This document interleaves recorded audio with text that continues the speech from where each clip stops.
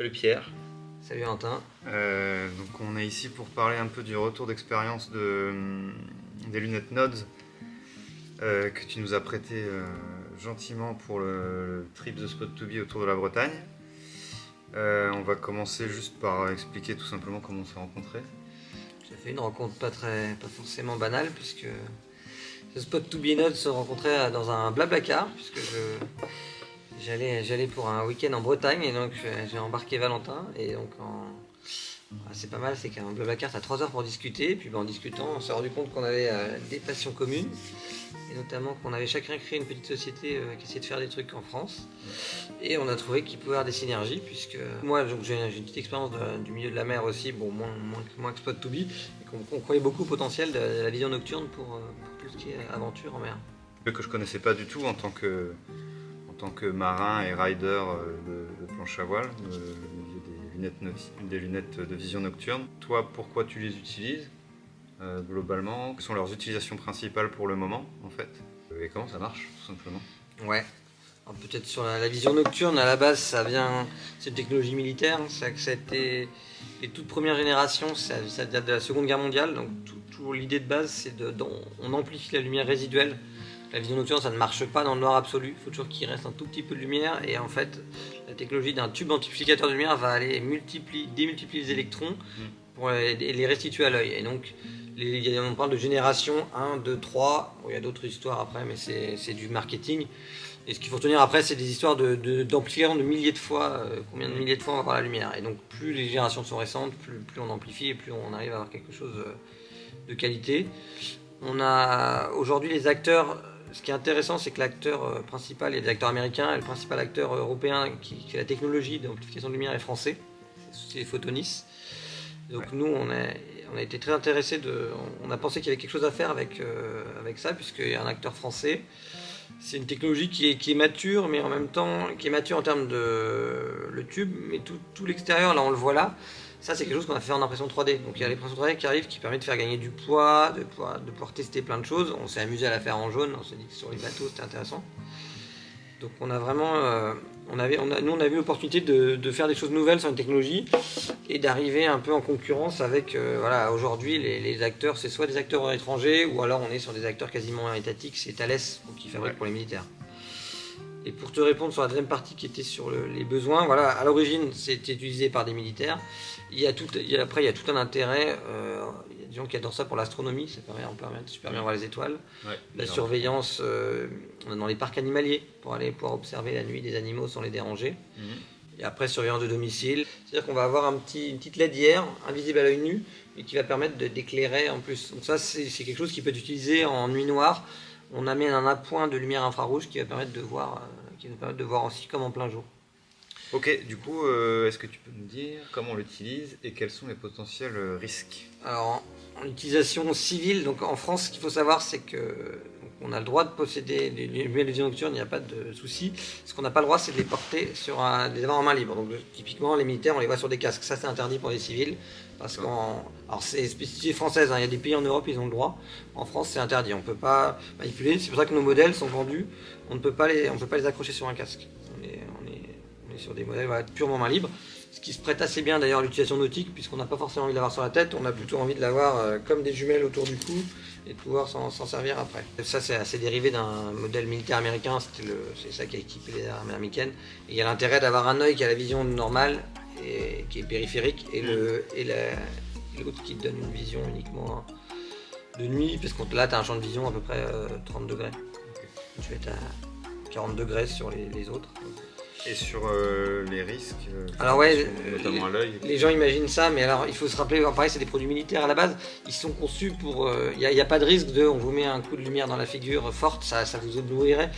Les tubes sont ce qu'on appelle auto-gated, c'est qu'ils s'adaptent automatiquement à des variations de lumière, et c'est automatique, on parle de, sur une explosion, de choses comme ça se coupe tout seul. Donc il n'y a vraiment pas de risque pour l'œil, et il n'y a pas non plus de risque pour la jumelle de vision nocturne de s'abîmer sur des expositions courtes. Ce qui peut abîmer une jumelle de vision nocturne, c'est là en plein jour, vous l'allumez, vous regardez le soleil, là ça va vraiment abîmer le tube, ça va faire des traces noires. Okay. Et ça peut être aussi un laser dedans. Beaucoup de technologie à l'intérieur, mais utilisation, une pile, un on-off et c'est parti.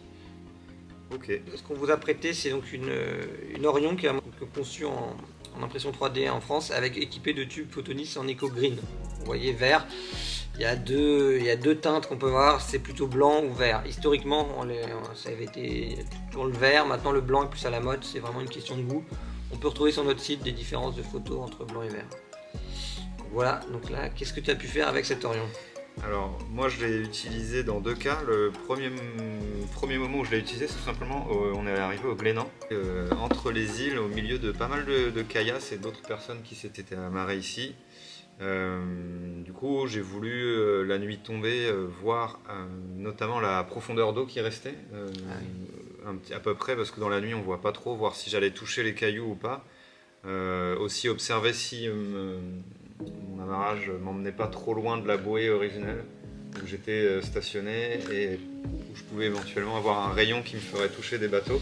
Et t'avais quelles conditions de lune à ce moment-là de lune? La lune était en train de se lever. Donc à un moment on la voit dans les vidéos, elle est en bas en rase-note. Mais on voyait correctement et c'était ma première utilisation et je me suis dit bon, les nodes, la deuxième utilisation que j'ai fait c'est en conditions de navigation. Là j'étais dans la baie de Lorient, donc avec cet appareil là. Ça, j'ai vu un bout de la vidéo, c'est impressionnant. Ouais, c'était impressionnant en fait. Au début tout simplement je voyais rien. Je fais beaucoup de bateaux, mais beaucoup de bateaux de jour et beaucoup de windsurf de jour. Et là en fait justement d'être proche de Lorient qui est une ville éclairée où tes yeux ils s'adaptent à une luminosité assez élevée avec la ville et d'être dans la baie où il fait noir en fait, Ouais. La nuit était noire. T'es un peu attiré par la lumière de la ville au loin, mais autour de toi, c'est dans le noir. J'étais incapable de voir l'état de la mer tout simplement. C'est-à-dire que même les vagues qui arrivaient, donc quand on barre en bateau, on essaye de s'adapter tranquillement aux vagues, de pousser sa barre. En barre tranche, quoi. Ouais, exactement. Et là, c'était pas du tout pratique parce que je voyais pas la houle qui m'arrivait de face ou de côté. Quand j'ai mis les nodes là, pour le coup, ça a tout changé. J'avais l'impression d'être de jour, sans exactement comme tu disais tout à l'heure, c'est-à-dire que la lumière qui saturait au fond me gênait pas du tout dans la note, et j'arrivais à voir comme si je naviguais en conditions de jour. C'était aussi extrêmement pratique pour tout ce qui était balises, parce qu'il y avait quelques balises non éclairées dans le chenal. Alors il y avait 2 balises plastiques. Si tu les prends, c'est pas cool, mais c'est des balises plastiques. Il y avait un énorme pylône. Moi, comme je connaissais bien l'entrée parce que je rentre souvent par là, un énorme pylône pas éclairé en béton. Ah oui. Donc, et t'as pas le reflet de la lune, un peu la lumière? Il n'y avait rien du tout. Ah ouais. Il n'y avait rien du tout. Je l'ai juste vu passer un moment devant l'Orient. Je me suis dit, il est là au fond, mais alors où est-ce qu'il était? Aucune idée. Mais bon, le GPS, tu le regardes, c'est pas ça qui te donne confiance quand même. Il suffit que. Alors que là, tu vois de tes yeux en direct. Ouais, c'est un petit détail que j'ai pas précisé. C'est une techno aussi qui est pas numérique. On est sur de l'analogique, c'est-à-dire qu'il n'y a pas de traitement d'image ou quoi. C'est vraiment instantané.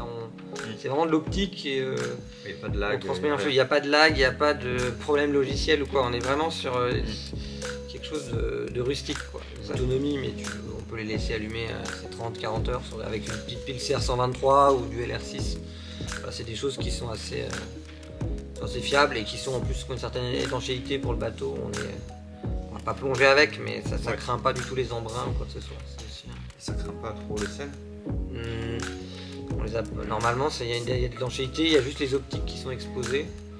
Peut-être pas s'amuser à les laisser dans la cale du bateau tout l'hiver. Tout l'hiver, voilà, il y a le bloc pile, mais normalement, voilà, on a des joints. Encore une fois, ça vient de ça, nous on travaille avec des militaires, donc il y a des exigences qui sont de rusticité. Et pareil, là on pourrait s'amuser à le faire, mais on n'est pas là pour ça, mais on s'amuse en démo, on s'amuse à marcher dessus, c'est-à-dire que on a même roulé en voiture dessus, c'est des trucs hyper costauds, quoi. C'est ça que c'est pareil, à un moment on voit le courant. En fait, on arrive à voir de nuit le courant qui longe une petite île, qui nous repoussait un peu en dehors de l'entrée. Et on voit même aussi l'ombre du bateau par la lumière de la ville sur les. C'était donc pour dire un peu la capacité d'amplification. Et pour le coup, moi qui suis pas un grand navigateur de nuit, ça m'a extrêmement rassuré. Et je me suis senti super sécure d'un coup grâce à ça. Je me suis même dit pourquoi en fait tout le monde n'a pas ça. En fait, il y en a pas. Aux États-Unis, ça se vendait pas mal les jumelles de bateau, mais avec toujours un peu ce côté zoom. Et le zoom, en fait, n'est pas forcément optimal, comme tu dis, pour regarder près de soi. Et là, ouais, on est sur des modèles qui ne zooment pas, donc on voit vraiment ce que voit l'œil. En fait, l'idée du partenariat aussi, c'est que nous, on est 4 personnes chez The Spot To Be, petit site de météo maritime et de sport nautique, on va dire français. Et c'est pareil pour Notes, du coup, c'est 3. troisième. 3 avec moi, je suis pas l'homme de la technique, de l'administratif, mais voilà, j'ai deux amis ingénieurs passionnés d'électronique, d'optique. Et voilà, on a vraiment voulu créer ça dans l'idée de faire du Made in France. On cherche, voilà, là, on est hyper content de pouvoir travailler avec des Français sur le modèle du nautique. Les poches, on les fait faire, on n'est pas là pour parler de poches, mais voilà, on les fait faire aussi chez un fournisseur qui est Made in France. On essaie vraiment voilà, les tubes sont français, donc on essaie vraiment d'avoir un écosystème franco-français et local. Du coup, pour conclure un peu cette expérience, c'était vraiment génial d'avoir déjà votre soutien sur la vidéo qu'on a pu réaliser. Aussi de pouvoir naviguer de nuit avec les notes. Et moi j'ai découvert quelque chose que c'est vraiment un game changer pour la navigation de nuit. C'est vraiment parce que je le pense. Et j'espère que si l'année prochaine et que tu veux nous les reprêter, si on fait le tour de la Manche, on fera des petites images. Et petite question subsidiaire, le jaune alors par rapport, ça avait un petit plus justement pour les repérer la nuit. C'est un pur test qu'on a fait spécial Spot To Be.